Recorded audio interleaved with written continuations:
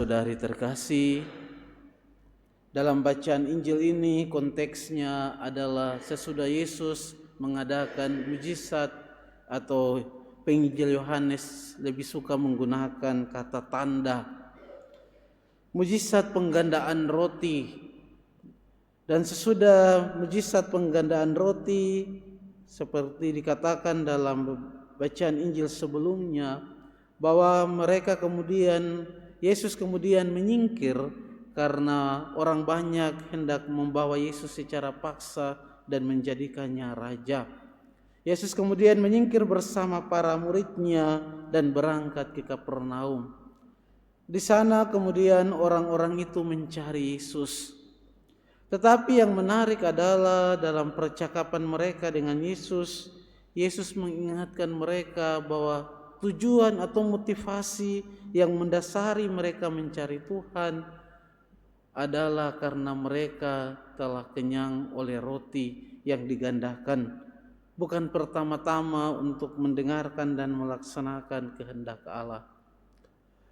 Saudara-saudari umat Allah yang terkasih, dalam kehidupan kita juga, dalam hidup beriman, kita dapat juga menemukan orang berpindah-pindah keyakinan, berpindah-pindah agama, atau berpindah-pindah gereja. Orang seringkali berpindah karena bukan mencari Tuhan sungguh-sungguh, tetapi ingin memuaskan dahaga mereka, memuaskan keinginan, seringkali karena demi memuaskan psikis mereka, bukan sungguh-sungguh mencari Tuhan. Maka bacaan Injil hari ini mengingatkan kita bahwa kita mencari Tuhan pertama-tama seperti dikatakan agar menemukan roti hidup demi keselamatan kekal. Sabda Tuhan selalu mengantar, liturgi sabda selalu mengantar kita untuk masuk dalam Ekaristi. Liturgi sabda mempersiapkan kita untuk menyambut tubuh Tuhan, melayakkan kita untuk menyambut Ekaristi, roti hidup yang menjadi bekal, menjadi kekuatan bagi kita. Bukan pertama-tama liturgi ibadat demi memuaskan psikis atau batin kita pertama-tama, tapi lebih daripada itu, liturgi pertama-tama dimaksudkan mempersiapkan kita untuk menyambut roti hidup, sang roti hidup Kristus sendiri yang menjadi bekal, menjadi jaminan bagi hidup yang kekal, bukan untuk mencari-cari kepuasan lahiriah semata. Dan sabda Tuhan hari ini mengingatkan kita semua akan apa yang juga telah diperbuat oleh orang-orang pada zaman Yesus.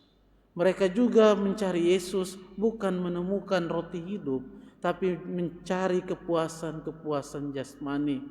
Dan seringkali dalam dunia modern, hal itu juga diperbuat oleh kita dalam hidup beriman. Orang lebih suka mencari tempat di mana mereka bisa memuaskan lahiriah mereka dengan musik-musik, dengan instrumen-instrumen, dengan tepukan-tepukan tangan dan sebagainya. Tetapi sesudah itu ada kekosongan mendasar di sana karena mereka tidak mencari Kristus sebagai roti hidup. Seperti dalam homili kemarin oleh Pastor Fikjen, apa yang disampaikan dialami oleh Wakil Presiden Amerika Vance. Ia juga kemudian dalam perjalanannya ia pernah kehilangan iman Katolik karena mencari seperti yang oleh gereja-gereja evangelis, musik-musik, menemukan kedamaian dalam musik-musik, dalam liturgi yang penuh dengan tepukan tangan, tapi akhirnya yang ditemukan adalah kekosongan hidup karena tidak menemukan Kristus sebagai roti hidup. Maka mari semoga Ekaristi yang kita rayakan, yang diawali dengan persiapan oleh sabda untuk membersihkan kita, melayakkan kita, akhirnya kita bersatu dengan Tuhan sendiri, selalu mencari Kristus sebagai roti hidup yang memuaskan kehidupan kita dan sebagai jaminan akan hidup kekal dan bekal dalam perjalanan kita. Dan itu telah ditunjukkan oleh Tuhan sendiri dan dialami oleh para murid seperti dialami oleh Stefanus. Dan itulah yang meneguhkan dia sehingga ia berani bersaksi tentang kebenaran-kebenaran iman. Bahkan kemudian dialah yang pertama kali mewarisi mahkota kemartiran sebagai murid Tuhan. Dan yang menarik adalah ketika Stefanus dihadapkan kepada mahkamah agama, orang melihat muka Stefanus seperti muka malaikat, karena ia sendiri telah menyambut tubuh Tuhan setiap hari seperti dikisahkan dalam Kisah Para Rasul. Setiap hari para murid berkumpul untuk mendengarkan sabda Allah dan memecah-mecahkan roti dalam Ekaristi. Maka kita semua yang setiap hari menyambut tubuh Tuhan, harusnya juga dari hari ke hari kita menyerupai Kristus sendiri, bukan hanya secara fisik tetapi juga dalam semangatnya dengan penuh keberanian untuk mewartakan iman kita. Mari kita mohon semoga roti Ekaristi, Kristus roti hidup, senantiasa menguatkan kita, meneguhkan kita dalam perjalanan persiaran hidup kita, supaya kita kuat sampai pada masuk dalam Yerusalem surgawi. Tuhan memberkati kita semua. Amin.